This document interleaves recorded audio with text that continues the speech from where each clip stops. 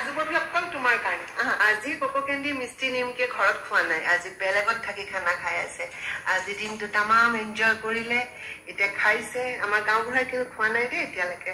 তেখেতে অলপ কি যে কৰি আছে নহয় অলপ দেৰি শুলে কিন্তু ৰেষ্ট ল'লে কোণাৰ্কলৈ যোৱাৰ পথত ইমান সুন্দৰ কেইটামান চি বিচ আছিল যিকেইটাৰ পৰ্যটক খুব কমি যায় মই পানীত নামি শামুকৰ ফুলা বিচাৰিছিলোঁ পানীত খেলিছিলোঁ এই যে ফুৰিবলৈ যোৱাৰ আনন্দবোৰ এই আনন্দে বহুত দিনতে আমাক সতেজ কৰি ৰাখে